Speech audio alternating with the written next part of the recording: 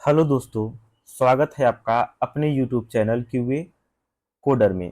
तो दोस्तों, आज से हमारे एपीआई के सेशन कंटिन्यू होने वाला है। बीच में एक दो वीक वीडियोस नहीं आ पाए क्योंकि कुछ इश्यूज थे और टाइम नहीं मिल पाया, लेकिन अब से वीडियोस कंटिन्यू रहेंगे। तो आइए बढ़ते हैं। तो दोस्तों, अभी तक हम लोगों ने क्या देखा? हम लोगों ने कुछ बेसिक एपीआई देखे कि गेट क्या है, पुट क्या है, पैच क्या है, डिलीट क्या है, इसके मेथड्स देखें। और हम लोगों ने जो है डेटाबेस से वेरीफाई करा के देखा एपीआई हिट करने के बाद कि रियल टाइम में हम कैसे वेरीफाई कराते हैं। और इसके बाद हम लोगों ने देखा कि जो भी अ, मतलब कि डेटा फ्रंट एंड पे है, कैसे आ रहा है बैक एंड से, हम कैसे वैलिडेट करते हैं। ठीक है, तो ये सब हम लोगों ने देखा। अब आगे बढ़ते हैं। तो आज हम समझते हैं कि सिक्योरिटी क्या है। ठीक है, तो बेसिकली जैसे कि हम लोग घर में दरवाजा क्यों लगाते हैं, ताला क्यों लगाते हैं? ताकि कोई अननोन पर्सन हमारे घर में ना घुस आए या चोरी ना कर ले या किसी तरीके का हार्म ना हो। और जैसे कि हमारे पास कुछ कीमती चीजें जैसे सोना हो गया, गोल्ड हो गया और पैसा हो गया, उसको हम क्या रखते हैं, लॉकर में रख देते हैं। तो वो किस लिए हम कर रहे हैं? कि हमारा डेटा सिक्योर हो, हमारा पैसा सिक्योर हो। तो एपीआई सिक्योरिटी उसी तरीके से है। ये भी क्या करती है, किसी अननोन रिसोर्स से या अननोन पर्सन से जो हमारे डेटा और रिसोर्स की जो है सिक्योर करती है, ताकि जो है कि कोई सही व्यक्ति या जो राइट पीपल है वही डेटा को एक्सेस कर पाए। बेसिकली सिक्योरिटी का पर्पज ही हमारा डेटा को सेफ और प्राइवेट रखना है। ठीक है, तो आइए देखते हैं। तो जैसे आप एटीएम पे जाते हैं तो आप क्या करते हैं, अपने कार्ड को इंसर्ट करते हैं, पिन नंबर इनपुट करते हैं, तब वो जाके आपको एक पहचानता है कि हाँ यही व्यक्ति है जो पैसा निकालना चाहता है। तो आप पैसे को आराम से निकाल लेते हैं। सोचिए अगर पासवर्ड का कॉन्सेप्ट नहीं होता तो कोई भी जाके किसी का भी एटीएम ले जाके पिन गलत या सही डाल के आप पिन ना लेता तो पैसे एक्सेस कर सकता था। इससे बाकी लोग मिसयूज करते। पता चला कि आपके अकाउंट में 10,000 है, आप 10 मिनट बाद गए देखे खाली है। तो सिक्योरिटी जरूरी है डेटा को प्रोटेक्ट करने के लिए।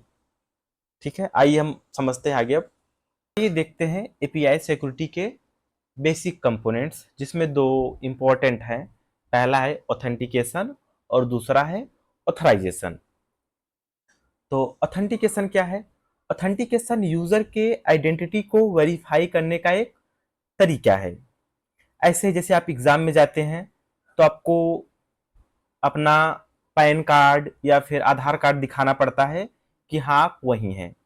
ठीक है, लेकिन सिस्टम जैसे है आपका, कोई जैसे मोबाइल है या लैपटॉप है, तो आप उसमें कैसे अथेंटिकेट करेंगे?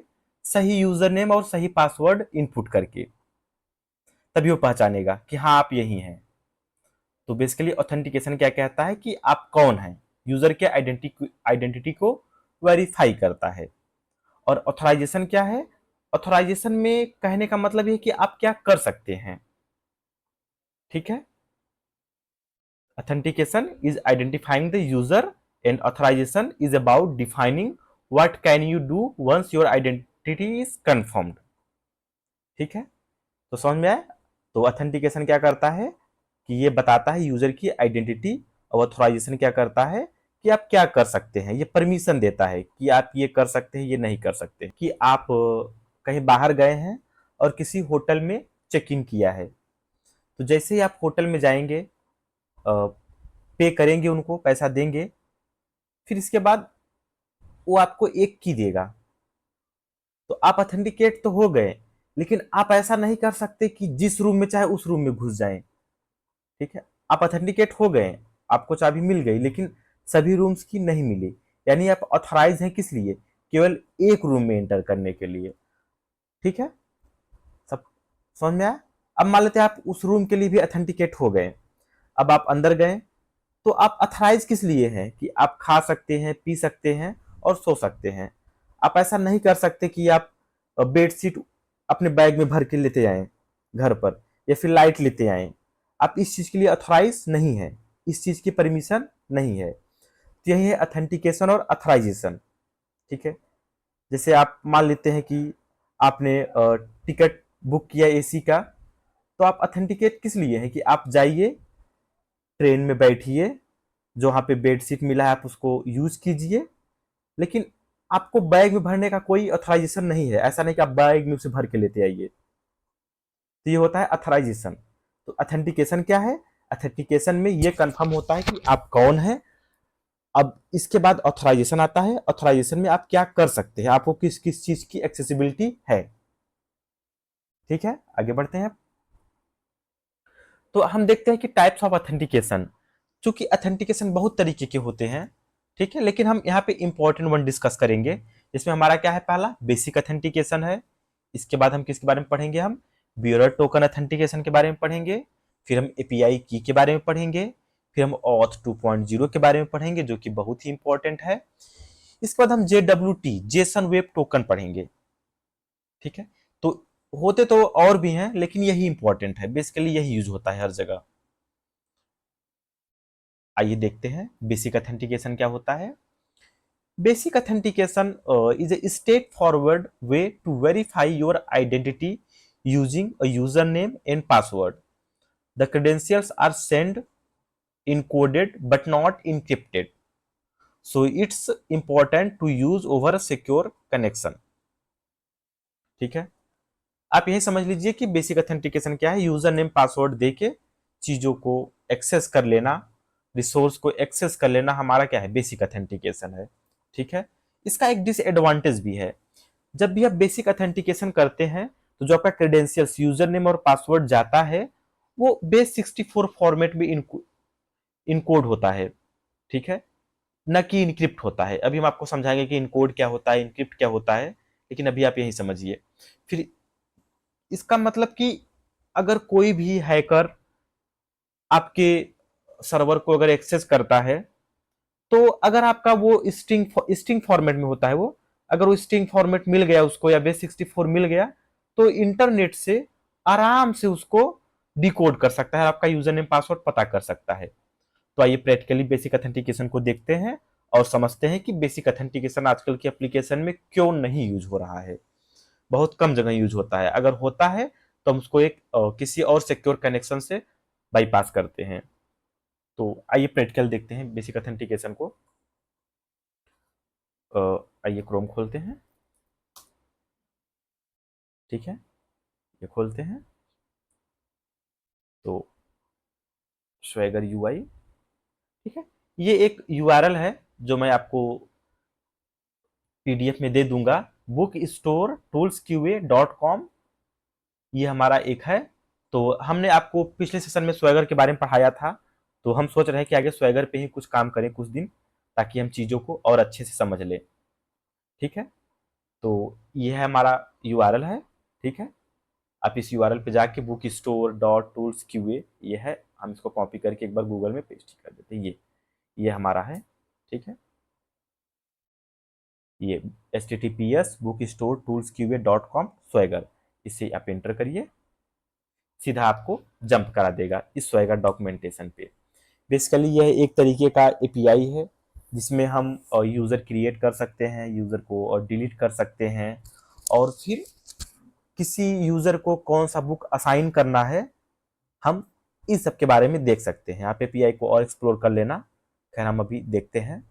आइए सबसे पहले हमें एक यूज़र क्रिएट, तो आइए देखते हैं कि यूज़र कैसे क्रिएट करते हैं। उस यूज़र का user name password book assign करने के लिए या लिस्ट देखने के लिए हम कैसे करते हैं। तो सबसे पहले हमारा क्या है, यूज़र अकाउंट। आइए हम इस पर करते हैं। ये हमारा क्या है, यूआरएल, ये हमारा क्या है, इन पॉइंट। तो ओपन करते हैं पोस्टमैन, और हम बनाते हैं एक कलेक्शन,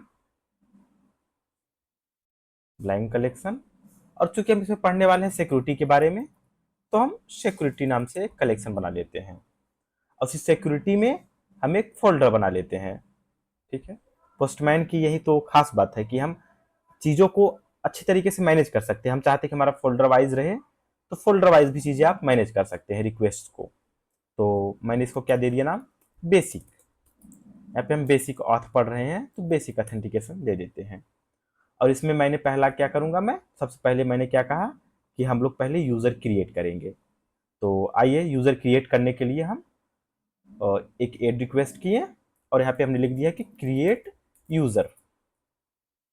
ठीक है, अब यूजर क्रिएट करने के लिए स्वैगर डॉक्यूमेंटेशन क्या कहता है। स्वैगर डॉक्यूमेंटेशन में यूआरएल यहाँ पे दिया हुआ है, एंड पॉइंट यहाँ पे दिया हुआ है, इसका पेलोड यहाँ पर दिया हुआ है, और कह रहा है कि रिस्पॉन्स जो आएगा 201 सक्सेस आएगा और इस फॉर्म में कुछ आएगा। ठीक है, अब अगर एरर हुआ तो 404 या 406 आएगा। ये एक्सपेक्टेड चीजें देता है स्वैगर डॉक्यूमेंटेशन में। तो आइए हम यूजर क्रिएट करते हैं। हमने क्या किया, पेलोड को कॉपी किया, पेलोड कॉपी किया और हम यहाँ पे आए।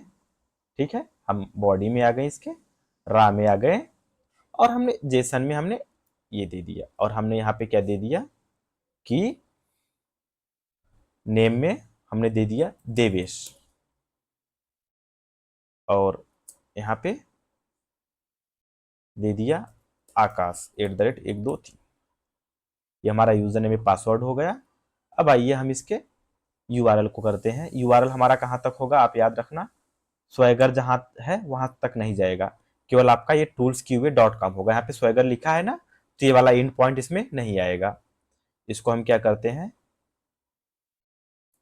कंट्रोल V करते हैं और हम यहाँ से पोस्ट मेथड लेते हैं, क्योंकि स्वैगर डॉक्यूमेंटेशन में दिया हुआ है कि यूजर क्रिएट करने के लिए ये हमारा एंड पॉइंट होने वाला है, इससे हमारा ये, और ये हमारा यूआरएल होगा, ये हमारा पोस्ट मेथड होगा, ये एंड पॉइंट होगा। एंड पॉइंट क्या है, अकाउंट V1 यूजर। तो आप एंड पॉइंट भी इंटर कर दीजिए यहाँ पर, अकाउंट V1 यूजर। आप मैच करा लीजिए सही है कि नहीं। Account V1 user, account V1 user, हाँ सही है। अब हम रिक्वेस्ट को हीट करते हैं।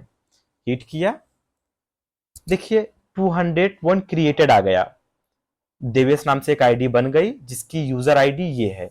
यूजर आईडी ये दे रहा है तो आगे कुछ वर्क होगा किसी एपीआई में, तो इस एपीआई को हम सेव कर लेते हैं। ठीक है, अगर हम चाहते हैं कि हमारा रिस्पॉन्स सेव हो जाए, हम फाइल के रूप में रख सकते हैं या फिर कहीं रख सकते हैं। जैसे हमने सेव रिस्पॉन्स पे क्लिक कर दिया, कभी कभी क्या होता है, हमारा रिस्पॉन्स आया तो उस रिस्पॉन्स की दोबारा भी जरूरत लगती है, जबकि पोस्टमैन से हट चुका होता है। तो उसके लिए हम क्या कर सकते हैं, यहाँ पे लिख लीजिए और यहाँ पे रिस्पॉन्स के आगे इस नाम लिख दीजिए, देवेश। ठीक है, आप देखिए डेस्कटॉप पे आपने सेव किया था तो देखिए रिस्पॉन्स देवेश नाम से आया है। आप नोटपैड के साथ ओपन करके चेक कर सकते हैं कि यूजर आईडी ये है, यूजर नेम ये है, बुक्स में भी कोई असाइन नहीं है। तो ये हमारा क्या था, यूजर का क्रिएट करना। समझ में आई यूजर क्रिएट करना। अब हम आइए यूजर क्रिएट कर चुके हैं, अब हम इसके एपीआईज को एक्सेस करते हैं।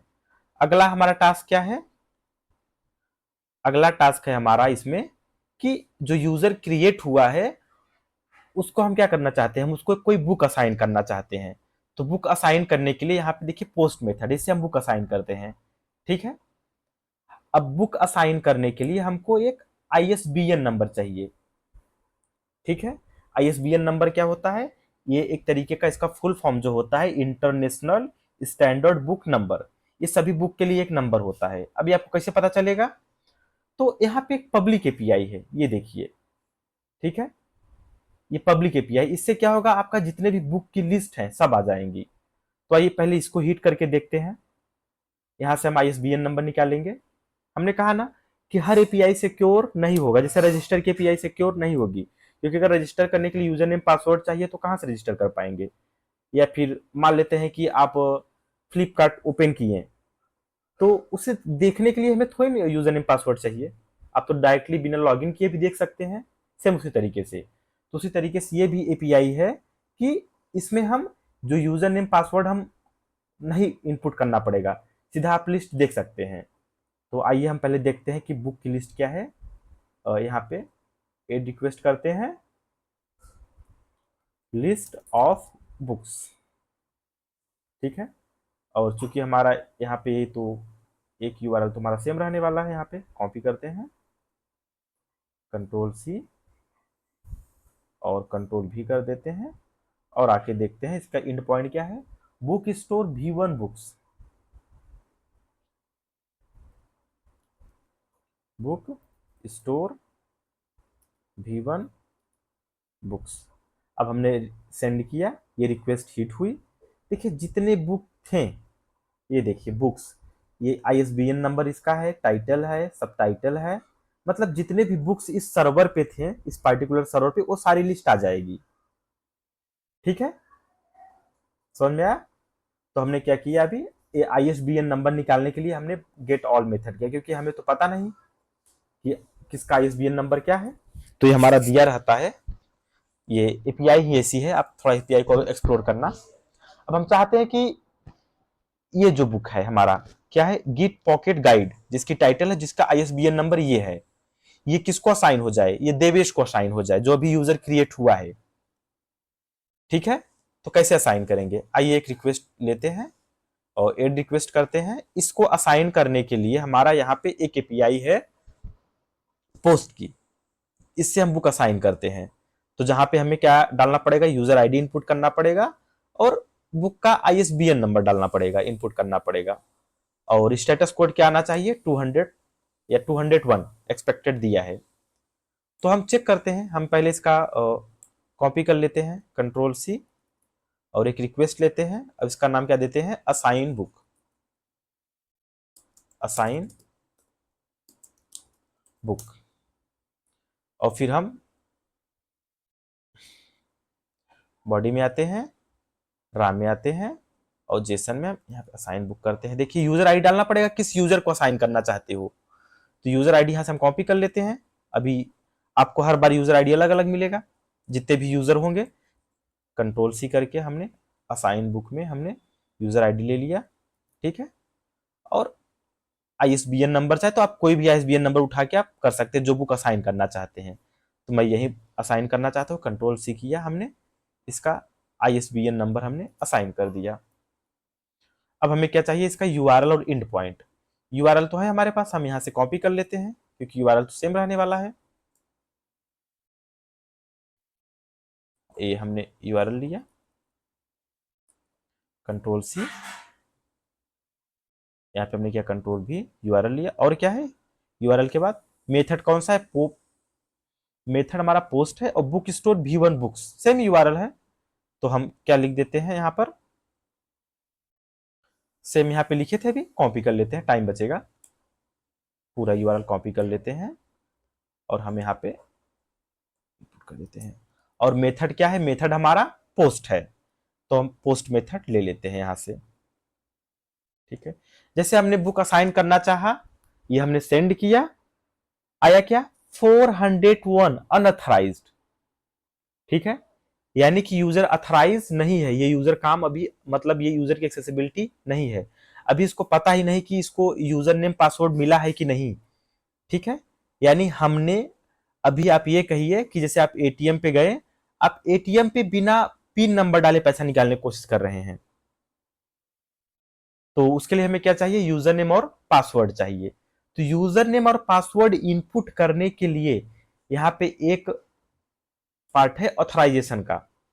ऑथराइजेशन में जब आप आएंगे, क्लिक करेंगे, तो यहाँ पे बहुत सारे ऑथराइजेशन है, inherit from auth parent, no auth, basic auth, bearer token, JWT, digest authentication, auth 2.0, 1.0, बहुत सारे ऑथराइजेशन है। तो हमें यहाँ से क्या चूज करना है, बेसिक ऑथराइजेशन। बेसिक ऑथराइजेशन में हमें यूजर नेम और पासवर्ड इनपुट करना है। तो यूजर नेम पासवर्ड हमारा कहाँ है, क्रिएट यूजर में था, यहाँ से हमने यूजर नेम कॉपी किया। ठीक है, और यहां से हमने क्या किया, पासवर्ड भी कॉपी किया।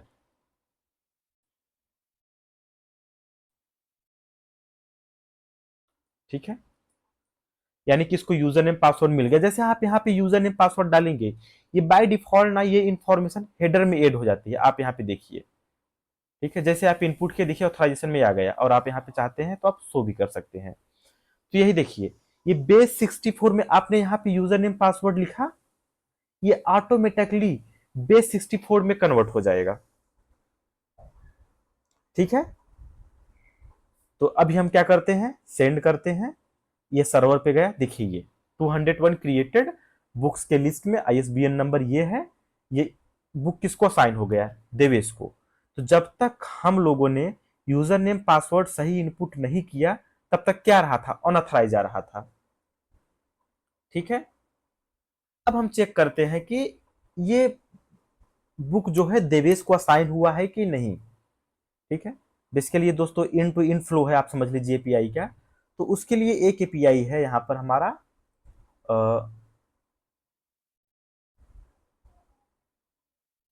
यहाँ पे यूजर ही है, आप यूजर ही करिए, हमारे हिसाब से यही है।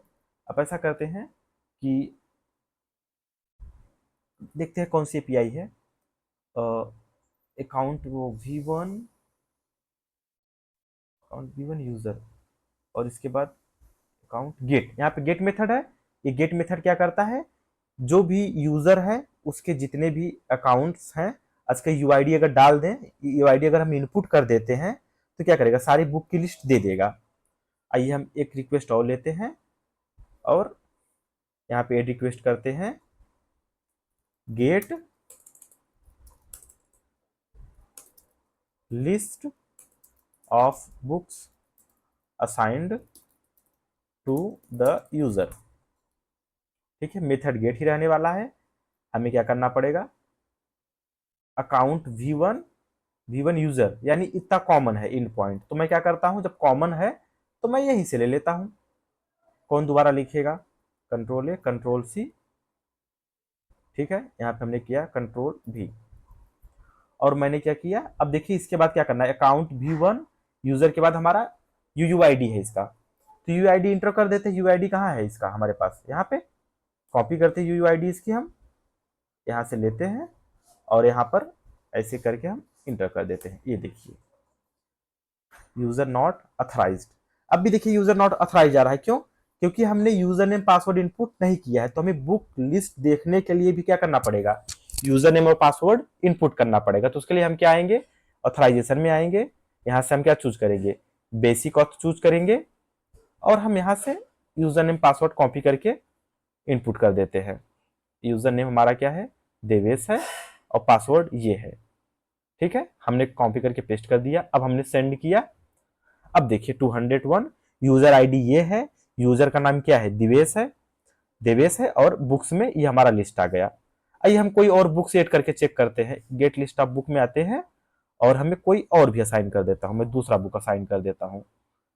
असाइन बुक में मैं आया और बॉडी में आके मैंने क्या किया, कोई और बुक असाइन कर दिया। एक बुक तो साइन था, ये दूसरा बुक असाइन है। यहाँ पे आइए, देखिए ये भी क्या हो गया, क्रिएट हो गया।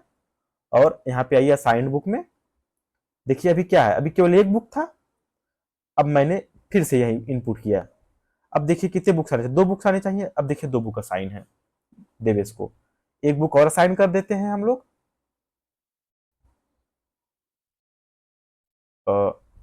ये बुक भी असाइन कर देते हैं, स्पीकिंग जावास्क्रिप्ट असाइन बुक्स, इसे सेव कर लेते हैं। ठीक है, और यहाँ पे आते हैं हम कंट्रोल भी करते हैं, क्रिएटेड, और हम आके चेक कर लेते हैं कि क्रिएट हुआ है कि नहीं। ये देखिए लर्निंग जावास्क्रिप्ट, पहला बुक, दूसरा बुक और तीसरा बुक। तो ये जो एपीआई है ना, इसमें एपीआई में यूजर क्रिएट करना और उस यूजर को बुक असाइन करना जैसा है। तो दोस्तों ये रहा हमारा बेसिक ऑथ। अब हमें बेसिक ऑथ क्यों नहीं यूज करना चाहिए, ठीक है, आइए देखते हैं। जैसे हमने देवेश इंटर किया, उसका पासवर्ड इनपुट किया, तो क्या करेगा, इनकोडेड फॉर्म में सर्वर पे जाएगा। ये देखिए इनकोडेड फॉर्म में सर्वर पे गया, कोडेड, ये देखिए, ये मैं इसको कॉपी करता हूं, मैंने इसको कॉपी किया, कंट्रोल C। आप सपोज करिए कि आप जो है इस इनकोडेड फॉर्म में सर्वर पे डेटा आपने सेंड किया, और हुआ क्या, किसी तरीके से किसी हैकर ने आपके आपकी इस कोड को जो आपने भेजा है सर्वर पर, उसको उसने मान लेते हैं कि हैक करके डेटाबेस से निकाल लिया। आप सोचिए, तो क्या करेगा, जैसे यह डेटा निकालेगा, फिर आएगा वो वेबसाइट पे बेस 64 डिकोड, और आपका जो इनकोडेड स्ट्रिंग जा रहा है, इनकोडेड जा रहा है, वहां पे पेस्ट कर लेगा। और जैसे वो डिकोड करेगा ना, सॉरी यहाँ पे ऐसा करते हैं, बेसिक हटा देते हैं, बेसिक नहीं रहना चाहिए।